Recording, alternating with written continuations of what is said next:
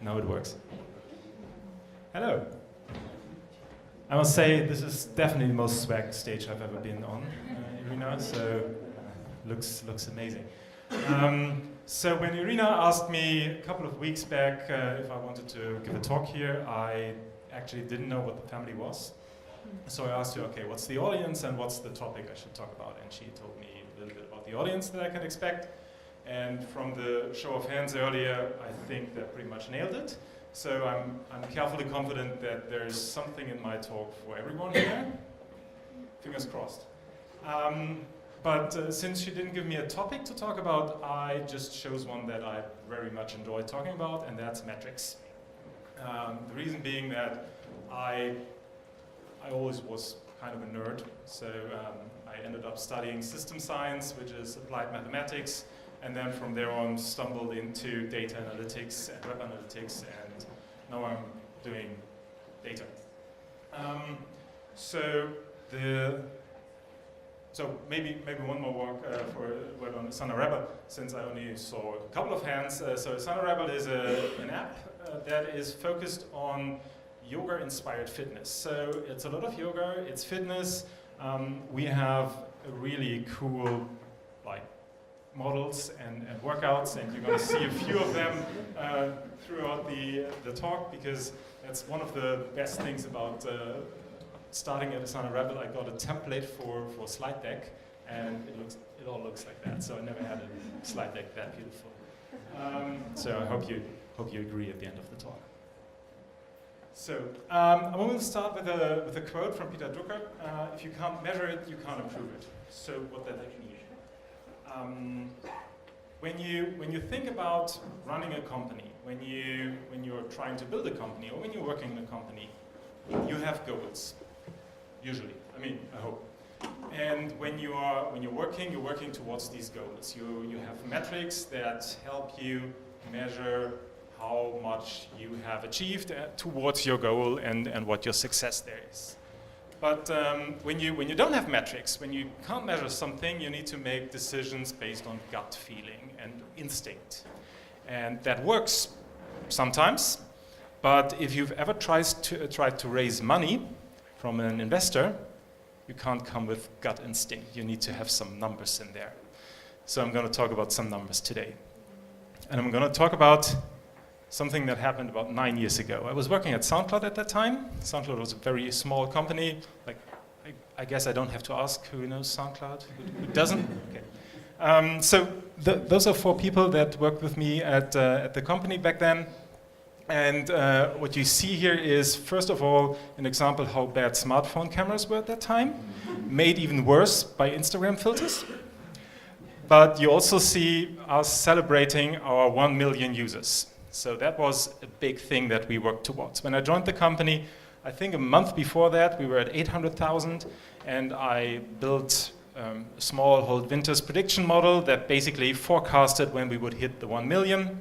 And we put some champagne in the fridge, and I missed the time by 20 minutes in my forecasting model, which is good enough to get everyone at least prepared, and then we popped the champagne at 1 million users.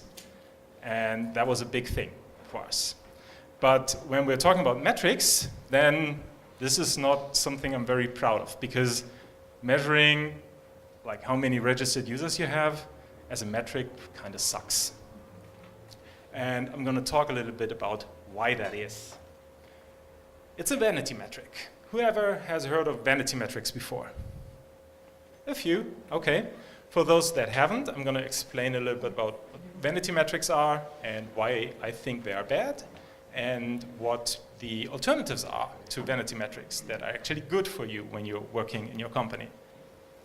So vanity metrics is a metric like the 1 million users that we've achieved.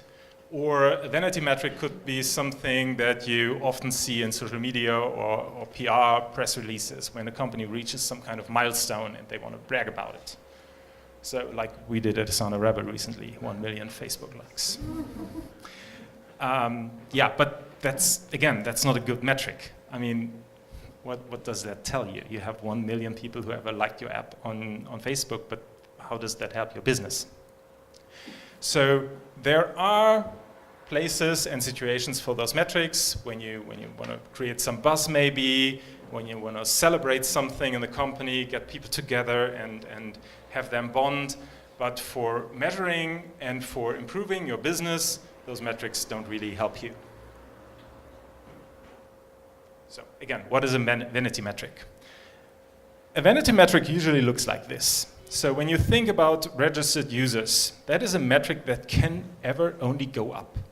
I mean, under GDPR, you're required to delete a user every now and then, but generally speaking, the worst that can happen is that that thing flatlines. But in a normal business, you have a growth. Some fool will install your app or register with your service at one point. And when you adjust the scales, you will always have a metric that looks exactly like that. But does that do anything to inform you about how your business is working? No. So when you're talking about registered users, that's a vanity metric. When you talk about, I have 10 million users, that's great, but if of those 10 million users, only 10,000 are actually active on your product, yeah, I mean, you see the problem. And okay, so then active users maybe. Is active users a good metric? Well, if you have 1 million active users that are using your product, but none of them in a way that actually helps you to get closer to your goals, that's also not helping. Take, for example, Instagram. When we're talking about Instagram and they have 1 million active users, but all they do is look at photos, that's not going to help Instagram, because where are the photos coming from? I'm going to come back to Instagram a little bit later. So the contrast, so they have vanity metrics on one side, so what's the opposite? It's actionable metrics. That's what you actually want to use. So when we're talking about actionable metrics, there are a couple of things you can, or like indicators you can use to identify them. And one is they're useful for decision making. So let's go back to the 1 million users we had on Facebook in Asana Rebel. That is not a metric that is useful for decision making. I mean, yeah, 1 million users. But when you know that, for example, the engagement rate on Facebook with the content that you put up there has declined by 20% in the last year, then you don't even know if your growth of Facebook likes actually netted you a gain, or if the 20% average decline in engagement actually means you're losing on Facebook. So instead of measuring how many likes you have, you should measure something like engagement rates. So you look at individual posts and you see, okay, how many interactions do I get? How many shares, likes, comments do I get on my metric, on my posts? And when I do that, I can actually measure something that helps me decide whether that was good or bad. Because I can put like my last 10 posts next to each other and see which one gets the most traction, the most interactions, and then I can deduce from that, okay, for Asana Rebel, posts like that work really well, even with women. It's aspiring, I guess. Those photos work less well, even with women. I don't know why. So, second point, what can I do to influence those metrics? So, I need to understand cause and effect. When I think back of SoundCloud, there are actually a couple of tracks that went viral while I was working at SoundCloud. And obviously we were like monitoring our tracks and monitoring the plays, and we knew which tracks went viral. But that was not really helpful, because like you cannot create a viral track. And for SoundCloud, it was external content coming in anyways. So if I cannot actually influence my metric, it's probably not a KPI. Like, it's still something to monitor, because you may need to react at some point, but it's not a KPI that you can drive and that can tell you how close you're getting to your goals. Does the data reflect the truth? I mean, everybody knows you can buy followers on Twitter, you can buy likes on Instagram, you can also buy plays and likes on SoundCloud. And that's also what we saw back then. In the very early days, we had like a chart in the interface, and you could actually see which tracks were very popular. People noticed that and thought, okay, if I can get my track into those charts, maybe I can get plays organically. So very quickly, mostly from Russia, some services came up that actually gave you 10,000 plays on SoundCloud for like $100. And that caused our charts to really go wild. But the music on there was shit. I mean, I can understand the thinking. If I get my track into those charts, other people see that and they play it and they like it and I get popular and famous. But most of the people who actually paid for their plays had pretty crappy music, so that didn't work out.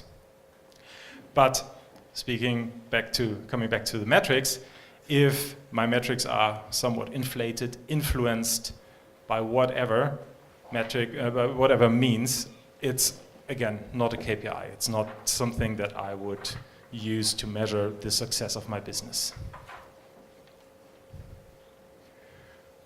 So the big question now is, how do I find the actionable metrics that are relevant for my business? I mean, that's what we all want to do when we're running a company. And there are a couple of ways where you can that can lead you to your actionable metrics, to your KPIs. And most of them start with goals. So if you don't know what your goals are, then you are probably not gonna work towards them. And in terms of finding actionable metrics, it's also important to think about your goals from two perspectives. There's obviously always money. Like, who isn't in it for the money? I see no hands. Okay, we agree. But money is like a lagging metric. Like, when you are successful, you earn money. And then you can measure that you're earning money. But what you actually want to look at when you're looking at actionable metrics are predictive metrics. So predictive metrics mean metrics that will allow you to tell, okay, something is working here, and as the end result of that, I will probably make some money in the end. If you're only looking at the money, you don't understand the mechanisms that actually give you that money, that give you that success towards your goal, and therefore it's a lagging indicator. It's probably not the best metric. There are a couple of frameworks that you can use to find goals and find metrics and work towards them. And as I mentioned earlier, I'm a bit of a nerd. I could talk about this 90 minutes now. I have another one coming after that. I could talk 2 hours about that too. We don't have the time. So I'm going to very quickly give you some introduction into those, and if you Google them later or tomorrow when you're back in the office, you will find all the info you need. This is something that the DuPont, that's a US chemical company, they invented this in 1914. And this is, I've heard, I don't have an MBA, but I've heard from people that do have MBAs, this is like every single person had that in some business class. It's called the value driver tree. And what they do, or what they did at DuPont, is they actually had, in the end, net profit, because they were thinking about money. And then they broke that down into the individual drivers. So if you want to find out how your profit is going, you have to look at your revenue and the cost.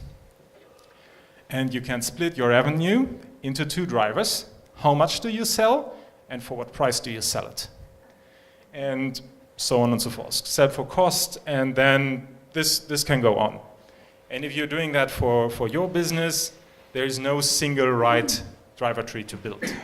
It depends on who you're talking with. It's an excellent tool if you go into a brainstorming session with colleagues, with management teams, and get opinions on what is actually the goal and what are the drivers for those goals. There can be some very interesting topics coming up when you do that. And as you can see from the green arrow here, this is actually not a tree, it's a network, because those individual topics, drivers can actually influence each other. They can be the same, and no driver tree looks the same.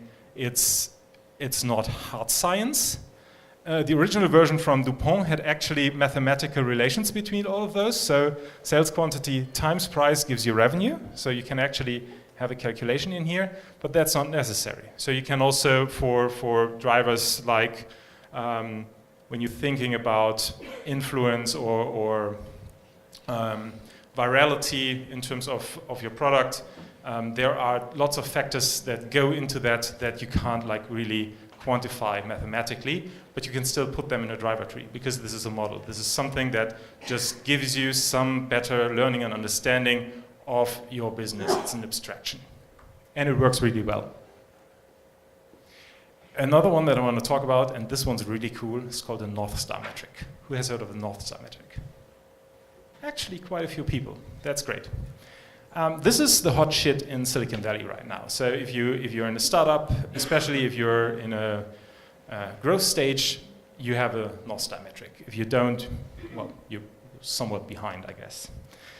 So what does a North Star metric mean? The North Star metric comes from a product strategy framework, and it actually gives you one key metric that defines your product team's success.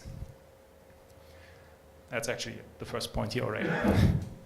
And it has a few other things that go in there and that defines the North Star metric.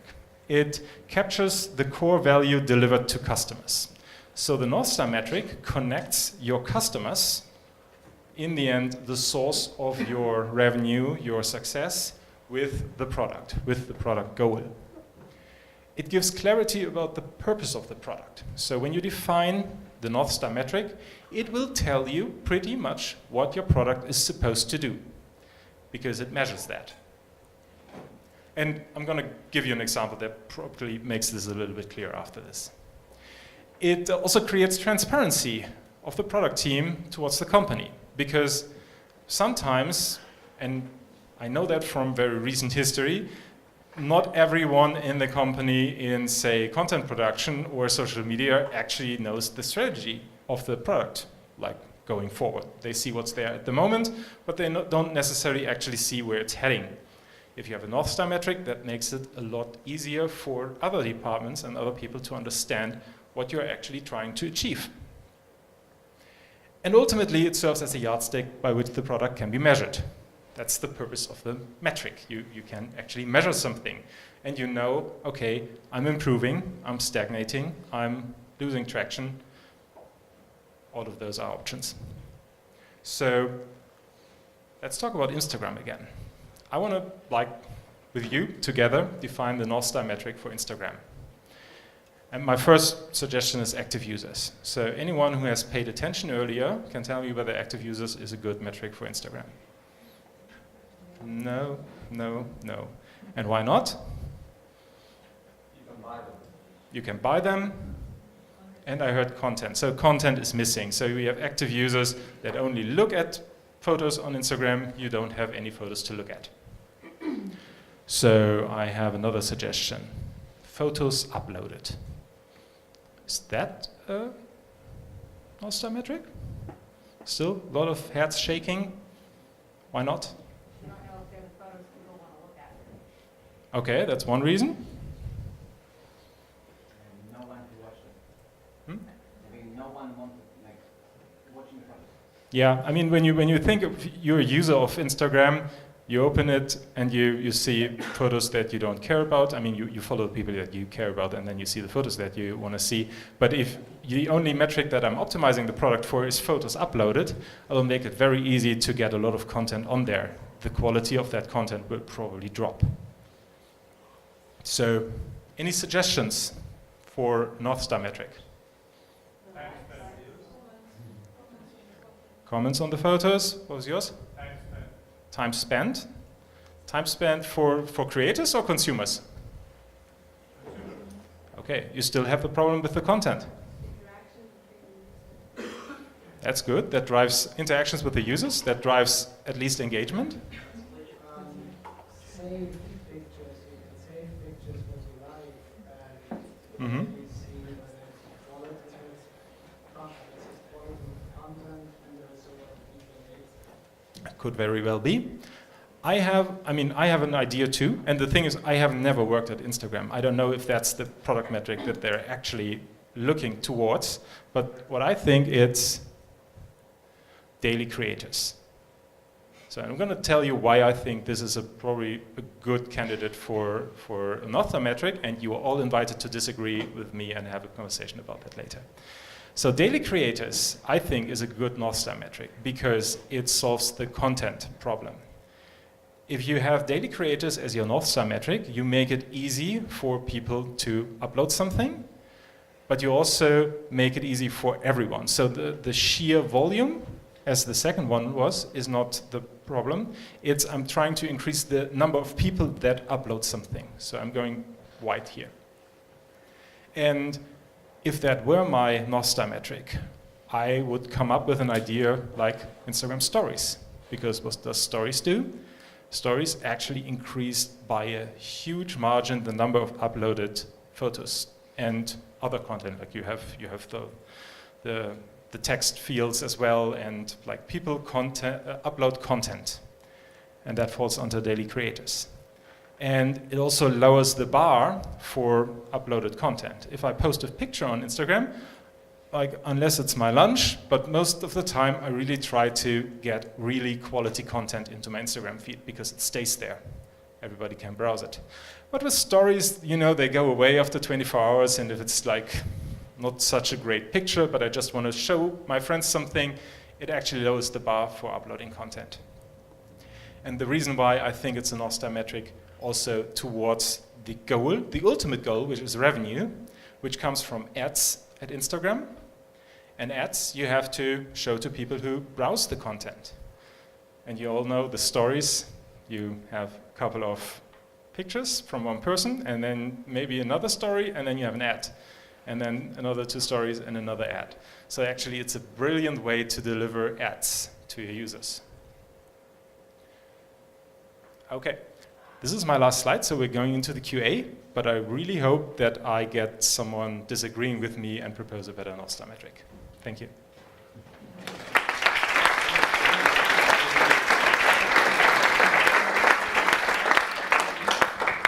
Hello, thank you very much. My question is, could you give us a practical example for your company? Because you talked about SoundCloud and Instagram. Because we could say like, okay, does somebody watch a video because the woman is pretty? Or is the content really good, like the teaching? So how you measure that? So some people watch the videos because they like what they see. But obviously that's not what we intend. So for Asana Rebel, it's a subscription business. So you can do 1 5-minute workout of the day in the free version of the app. But if you want to have access to all the workouts, then you need to get a subscription. So for us, North Star metric is actually something that has to do with subscribers, because that's what we want to increase. And other than that, it's quite similar to Instagram, because what we've seen is when you regularly work out, you show engagement with the app. So that would be beneficial for you continuing your subscription over time. So North Star metric for Asana Rebel could be weekly workouter, weekly users that work out. Because not everyone does it on a daily basis. So for Instagram and Facebook, those are, and Twitter, like those are the apps that you need to pick up on a daily basis. They look at daily users, daily active users, and metrics like that. And like, I don't know, is someone from Zalando here? I always wondered, but for Zalando, I actually think, or I imagine that Zalando is happy if you use the app like every 2 to 4 weeks, because how often can you buy new shoes or clothing? So they are probably looking at like monthly engagement. And Asana Rebel is somewhere in the middle. Like if somebody does 1 or 2 workouts a week, then they show sufficient engagement with the tool that gives us a good feeling about them continuing. There's actually a funny anecdote. I spoke to someone from Bayer. Bayer is this big chemical company, and they have a section for fertilizers for farmers. And they have an app, and they are not looking at monthly active users, they are looking at yearly active users, because actually they are happy if the farmer opens the app once a year, when it's time to fertilize the ground. So that's how different engagement metrics can look for different apps. But can I ask you one further? Like when you can check how long somebody's watching the video, do you add on, like, if you see like people looking only 15 minutes, you do more 15 minutes videos, or so do you this kind of research as well? I mean, obviously we're looking at which workouts are used more often than others, and we're looking at which workouts get completed and which workouts get stopped at some point, because probably they're too hard, or the explanation from the trainer in the video is not good enough. We look at all of that, and obviously that informs how we create the next videos, yes. Well, you already almost answered the question I was going to make, which was about if you guys use daily active users, weekly, etc. But do you have any suggestions on how to figure out whether your company should be looking at weekly, bi-weekly, daily, monthly? Obviously, the fertilizer example is an extreme case, but most of the companies fall somewhere in between, and it's hard to set that unit of activity, let's say. I think it's actually quite straightforward, especially if you're in a subscription business. You have past data. You have examples of users that actually canceled their subscription at some point, and you have users that continued paying for their subscription.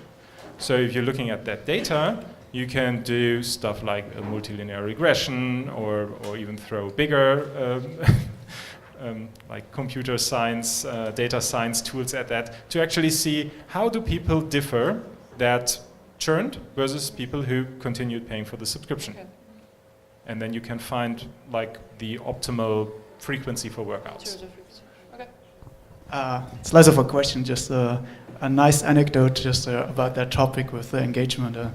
There's a product manager for a product that was about task management, and we measured also the activity, of course, and like of course we had also the feeling, in August there must be seasonality, right? So it's also interesting about engagement to understand seasonality, and like we made a report about teams that dropped out, that got completely inactive. And in August, we wrote to some of those, and as a response, like from one, we got like, so, oh no, we didn't drop out. We all just got on vacation like at this very same day. Like we have always like these 4 weeks of vacations, and like we're gonna continue to use our product later. So this like shows really like, it's really important to understand, and I'm wondering if you do that too, to look into certain profiles of customers and to ask, why did you skip, for example? Of course, like people who consented in a way before that you are allowed to contact them. But like, do you do that? Do you use data like also to go into the qualitative analysis? And if yes, like how is that? How do you do that? So I'm going to be very honest. It's on the long to-do list. Asana Rebel as an app is not that old. A little over 2 years in the current state. I only joined the company in January, so my to-do list is that long, and qualitative research is on there. But like my team consists of very data-minded people, and I would actually love to hire a qualitative researcher at some point to do more of that. How important do you think it is to have, is it super important that your Northern Star metric is a singular thing, or do you think it's possible that there could be multiple things which would represent it can totally be multiple things. Like, I mean, if you're going beyond 3, then you should maybe ask yourself, okay, maybe that's a bit too much. But I have like other examples where there's more than one metric. Depends on the business goals. Maybe you have, when you stay with Instagram, when you have creators and consumers, maybe you split those. So you want to optimize your business for creators to some extent and for consumers as well.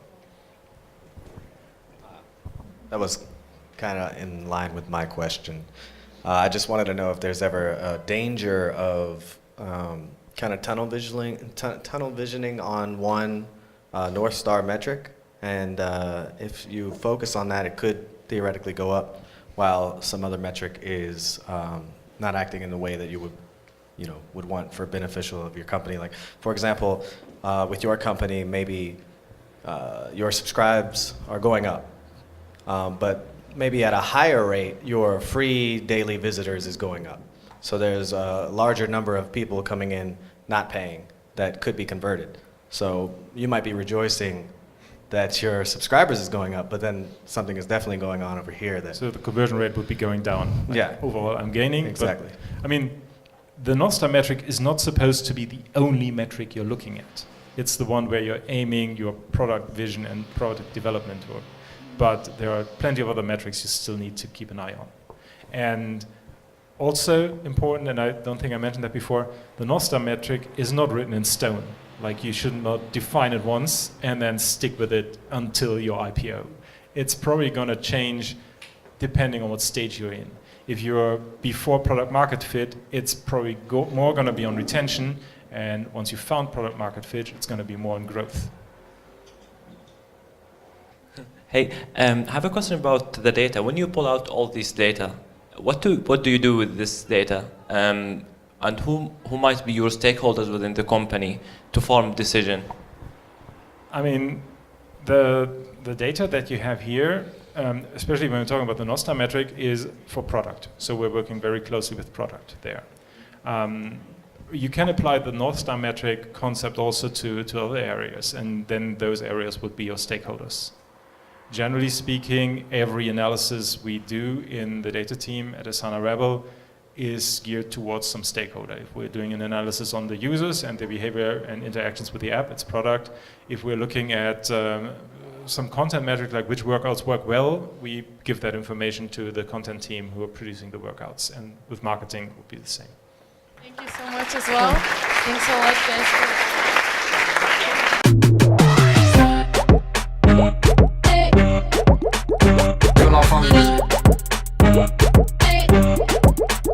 Feel like